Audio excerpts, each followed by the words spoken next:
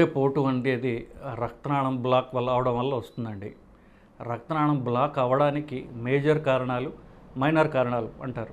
Major కారణాలు అంటే sugar, BP అధికంగా ఉండడం, కొలెస్ట్రాల్ అధికంగా ఉండడం, సిగరెట్ తాగడం, లాస్ట్ ఇది మగవాళ్ళకి.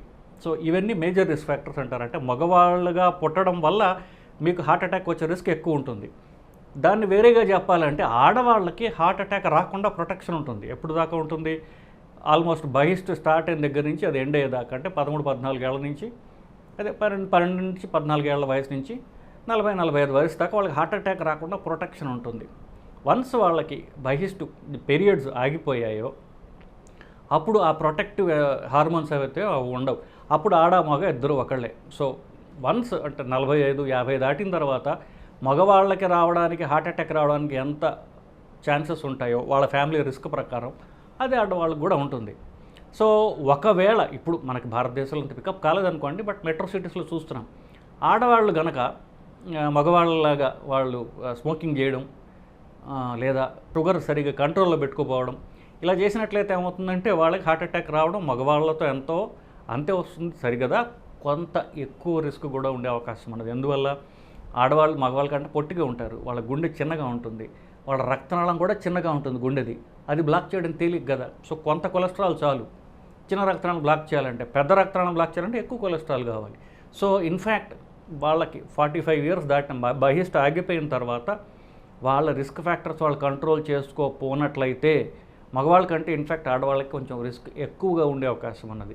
సో ఆడవాళ్ళు ఇంకా వాళ్ళ ఫ్యామిలీ రిస్క్ ప్రకారం వాళ్ళ హార్ట్ అటాక్ ఉన్నట్లయితే ఇంకా జాగ్రత్తగా ఉండాల్సినటువంటి అవసరం ఉంది. ఛాతీలో నొప్పి అంటే మొత్తం చెస్ట్ పెయిన్ అంటే తెలుగులో ఛాతీలో నొప్పి. ఛాతీలో నొప్పికి ఛాతీలో అవయవాలు అన్నీ కూడా కారణం కావచ్చు. ఛాతీలో ఏ అవయవాలు ఉంటాయండి? పైనుంచి చూసుకుంటే చర్మం ఉంటుంది, తర్వాత పక్కటెముకలు ఉంటాయి, పక్కటెముకల మధ్య కండలు ఉంటాయి.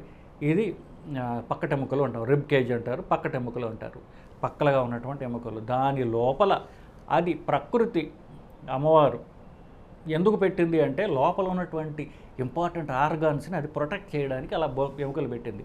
మెదడుని ప్రొటెక్ట్ చేయడానికి ఇక్కడ ఎలాగైతే పుర్రె పెట్టిందో ఇక్కడ కూడా పక్కట ఎముకలు పెట్టింది. ఎందుకు? లోపల ఉన్నటువంటి గుండె, ఊపిరితిత్తులు ఇవి ముఖ్యమైనటువంటివి. ఈ గుండె వెనకాలుగా ఉండేది అన్నకోశం. సో ఇవి ఛాతీలో ఉన్నట్టు అవయవాలు.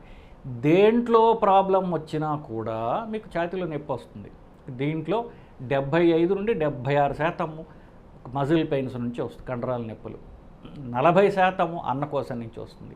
30-33% మాత్రమే గుండె నొప్పి వల్ల వస్తుంది. బేసికలీ మిగతావన్నీ అంత సీరియస్ ప్రాబ్లమ్స్ కావు, కామన్ అయినప్పటికీ కూడా. సో ఏ నొప్పి అయితే ఛాతీ మధ్య భాగంలో వస్తుందో, ఎడం పక్కకి వెళ్ళొచ్చుగా కానీ మొదలయ్యే ఛాతీ మధ్య భాగంలో, ఆ నొప్పి నడిస్తే పెరుగుతుందో, నొప్పి వచ్చిన ప్రతిసారి మీకు చెమటలు పట్టినట్టుగా అనిపించడం, సింకింగ్ ఫీలింగ్ వస్తుందో, అట్లాంటి నొప్పి గుండెకి సంబంధించినటువంటి నొప్పి. గుండె నొప్పి ఎప్పుడు తెలుస్తుందంటే నడిస్తే పెరుగుతుంది. నడిస్తే అంటే ఎగ్జర్ట్ చేస్తే, నడిచిన, బరువులు ఎత్తిన, మెట్లు ఎక్కిన, అప్పుడు పెరిగే నొప్పి గుండెకి సంబంధించిన నొప్పి. సో మిగతావేమీ కూడా గుండెకి సంబంధించినవి కావు.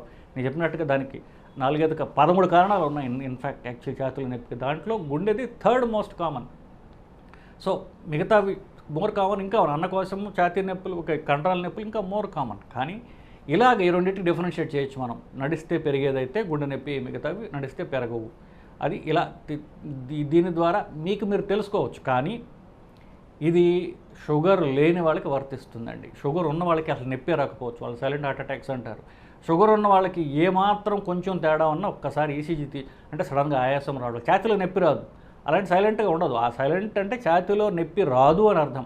కాస్త ఆయాసంగా ఉండటం, గుండె దడ ఉండడం, సడన్గా వీక్నెస్ లాగా అనిపించడం, లేకపోతే ఎక్కువగా ఆయాసం రావడం, ఇట్లాంటివన్నీ వస్తాయి వాళ్ళకి. సో అలాగా సడన్గా కొత్త సిమ్టమ్స్ వచ్చినట్లయితే ఒక ఈసీజీ తీసుకున్నట్లయితే అది గుండె వల్ల వస్తుందా కాదా అన్నటువంటిది నిర్ధారణ అవుతుంది. సో మీకు ఛాతీలో నొప్పి ఏవైనా కావచ్చు. ఇది మీ ఎడ్యుకేషన్ పర్పసెస్ గురించి చెప్పినా కూడా ఈసీజీ అంటూ ఒక్కటి తీసి అది డాక్టర్కి చూపించినట్లయితే మీరు కాస్త సేఫ్గా ఉండొచ్చు.